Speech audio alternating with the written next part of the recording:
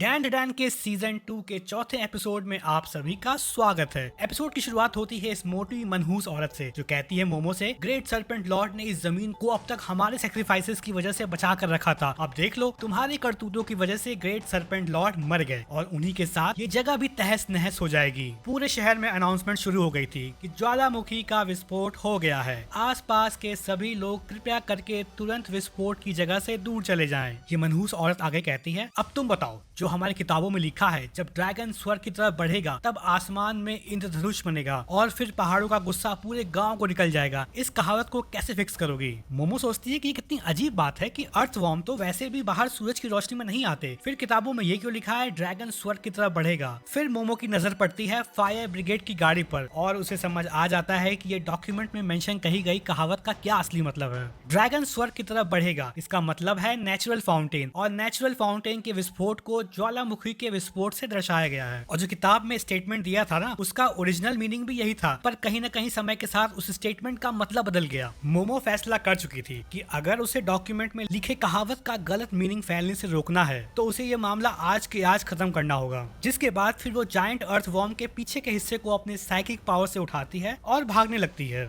अब कीटो फैमिली ये बर्दाश्त नहीं कर पा रही थी कि मोमो उनके भगवान समान जायंट सर्पेंट के रिमेनिंग के साथ ऐसे खिलवाड़ कर रही है, तो फिर वो सब मिलकर मोमो का पीछा करने लगते हैं। मोमो डेथ वॉर्म के पीछे का हिस्सा नेचुरल फाउंटेन में फिट करती है और फिर वो डेथ वॉर्म के मुंह वाले हिस्से की तरफ भागने लगती है। मोमो का ऑब्जेक्टिव यही था कि अगर इस वॉल्केनिक इरप्शन ने पूरे गांव को निगल दिया तो ये ग्रेट सर्पेंट वाली गलत कहावत सच हो जाएगी। इसलिए वो मेक श्योर करना चाहती थी कि ऐसा ना हो, क्योंकि अगर यहाँ मोमो गलत हुई तो कीटो फैमिली ऐसे ही आगे भी लोगों की बलि देते रहेंगे और वो खुद को सही मानते रहेंगे। जिसके बाद मोमो डेथ वॉर्म को एक पानी के पाइप की तरह ट्रीट करती है, जिसका एक छोर नेचुरल फाउंटेन पर लगा था और दूसरे आगे के हिस्से से वो निकल रही मैग्मा यानी कि आग को बुझा रही थी। इतने में ही कीटो फैमिली की हेड एक उड़ता हुआ लात मारती है मोमो को, क्योंकि मोमो उनके भगवान को पाइप की तरह ट्रीट कर रही थी। मोमो कहती है, अरे यार, मैं तो यहाँ लावा रोकने की कोशिश कर रही हूँ, तुम लोग इसमें मत आओ। जिस पर ये नाकी कीटो कहती है, अब तक हमने इस विलेज को बचा कर रखा है, इसलिए बाहरी लोग इससे दूरी रहे तो अच्छा है। हमें अब तुम्हारी बलि देनी होगी ग्रेट वॉल्केनो का गुस्सा शांत करने के लिए। मोमो कहती है, गजब फालतूगिरी है, तुम लोग कपड़ों की तरह भगवान बदलते हो, कभी ग्रेट वॉल्केनो कभी ग्रेट सर्पेंट। फिर जैसे ही पूरी कीटो फैमिली मोमो पर अटैक करने ही वाले होते हैं तभी वहाँ एंट्री होती है श्राइन के प्रीस्ट की, वही ब्यूट्यूबर वाला। अब तुम लोग ये सोच रहे हो कि ये प्रीस्ट यहाँ क्या कर रहा है, तो बताता हूँ। एक्चुअली मोमो की ग्रैनी सीको इस प्रीस्ट की मास्टर है, तो एक हफ्ते पहले सीको ने इसको फोन करके बताया था कि 3 बच्चे तुम्हारी तरफ आ रहे हैं, तो इनका ध्यान रखना और इन पर नजर रखना। तो पहले जब मोमो श्राइन पर गई थी तब इसे लगा कि ये कोई टूरिस्ट है, और भाई की बत्ती कुछ देर बाद जली कि ये उसके मास्टर की ग्रैंड डॉटर है, इसीलिए वो उसे यहाँ बचाने के लिए आ गया है। फिर क्या था, एक तरफ प्रीस्ट पूरे कीटो फैमिली को संभाल रहा था और दूसरी तरफ मोमो आग बुझाने में जुटी हुई थी। अब इस पॉइंट पर मोमो भी थक चुकी थी और उसे ये भी नहीं पता था कि वो कब बेहोश हो जाएगी। फिर जैसे ही मोमो आग बुझाने में बिजी थी तभी हम देखते हैं डेथ वॉर्म के बॉडी के अलग अलग जगह से चीथड़े उड़ रहे थे, और ये सब हो रहा था जीजी के ग्रज बॉल की वजह से। ये बंदा यही नहीं रुकता है, वो कीटो फैमिली के मेंबर्स पर भी अपनी ग्रज बॉल से अटैक करके सबको ढेर कर देता है। जिसके बाद जीजी के फर्स्ट अटैक से नाकी कीटो का हाथ ही टेढ़ा हो जाता है। फिर जब दूसरी बार जीजी उसे किक करने जा ही रहा होता है तब मोमो अपने साइकिक पावर से नाकी को पीछे अपनी तरफ खींचकर बचा लेती है। तभी जीजी फिर इन दोनों की तरफ अटैक करने के लिए आगे बढ़ता है और बीच में वो पुजारी हवा में उड़ता हुआ किक मारता है जीजी को, पर उसके किक से जीजी को घंटा कुछ नहीं होता है, उल्टा जीजी ही उसे हवा में घूमकर वापस एक किक मारता है। फिर जैसे ही जीजी उस प्रीस्ट का काम तमाम करने ही वाला होता है, मोमो फिर से अपने साइकिक पावर का यूज करके उसे बचा लेती है।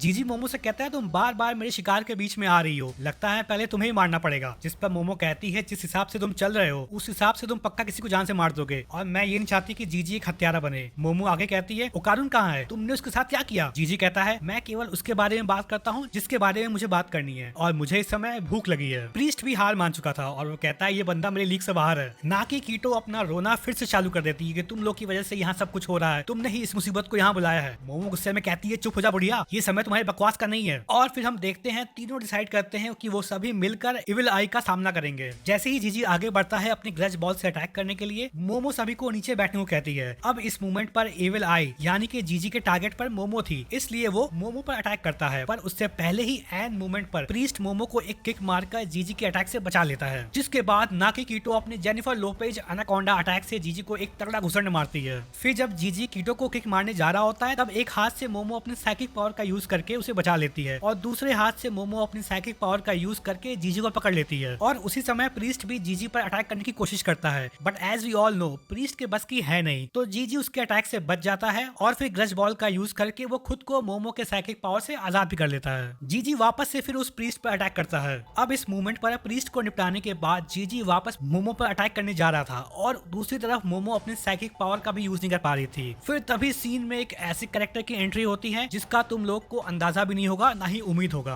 हम देखते हैं एक तगड़ा पंच पड़ता है जीजी को, फिर एक एक करके सीरीज ऑफ पंचेस जीजी को पड़ते हैं और ये पंच मारने वाला था मैंटिस श्रिम्प एलियन। मोमो पूछती है तुम कर क्या रहे हो यहाँ पर, तुम यहाँ क्या अपने बेटे के लिए आए हो? मैंटिस कहता है इसके पीछे की कहानी लंबी है, इसके बारे में बाद में बात करेंगे। जिसके बाद अचानक से मोमो के ऊपर एक लाइट पड़ती है और वो लाइट यूएफओ से आ रही थी। जिसके बाद एंट्री होती है ग्रैनी की और ग्रैनी की एंट्री देखकर तुम लोग को मजा ही आ जाएगा। मतलब तारो सुपरमैन की तरह हवा में लेटा हुआ था और तारो के ऊपर ग्रैनी सीको दोनों धीरे धीरे नीचे जमीन की ओर बढ़ रहे थे। अच्छा हाँ, एक बात और, इस प्रीस्ट का नाम मांजिरो है। तो यहाँ पर ग्रैनी मांजिरो को किसी खास मंत्र को पढ़ने के लिए बोलती है और दूसरी तरफ सीको तारो से कहती है मेरे सिग्नल मिलते ही तैयार रहना। फिर क्या था, सीको और मैंटिस भिड़ जाते हैं एविल आई से। पहले तो जीजी अपनी ग्रज बॉल से मैंटिस को डाउन करता है। फिर मैदान में बचे थे ग्रैनी और जीजी। नॉर्मली जीजी ग्रैनी के मैक्सिमम अटैक से बच पा रहा था। फिर ग्रैनी अपना दिमाग लगाती है, वो अपने मुंह से सुट्टा उसकी आंख की तरफ फेंक देती है और फिर अपने बैट से एक जोरदार फटका मारती है। फिर बिना देर किए ग्रैनी तारो को ऑर्डर देती है, जिसके बाद तारो दौड़ते हुए जीजी की तरफ बढ़ता है। जीजी को लगता है कि वो भी अटैक करने के लिए आगे आ रहा है, पर प्लान में ट्विस्ट। जैसे ही जीजी उसे पंच मारने जा रहा होता है, तारो अपनी पूरी बॉडी का हर एक पार्ट अलग अलग कर देता है और तारो की बॉडी में एक खास तलिस्मान लगा हुआ था, जिससे कि तारो जीजी को अपनी बॉडी में कैद कर लेता है और मांजिरो के मंत्र और उस तलिस्मान की वजह से इविल आई या फिर जीजी तारो की बॉडी में सील हो जाते हैं। जिसके बाद हम देखते हैं कि चिकिटा मैंटिस एलियन की बेटी वो यूएफओ की मदद से अर्थवॉर्म की बॉडी को यूज करती है और उसकी मदद से आग बुझा रही थी। अब यहाँ दूसरी तरफ ग्रैनी मांजिरो की क्लास लगा रही थी। ग्रैनी कहती है मैंने तुमको कॉल करके बताया था, पर फिर भी तुमने इस सिचुएशन को इतना बिगड़ने का वेट किया। जिस पर मांजिरो कहता है मुझे माफ करना, पर आपके जो इंस्ट्रक्शन थे वो कभी क्लियर थे ही नहीं और जितना भी मैंने यहाँ रायता जो फैला उसको समेटा है उसके लिए आपको मेरी तारीफ करनी चाहिए। फिर ग्रैनी मांजिरो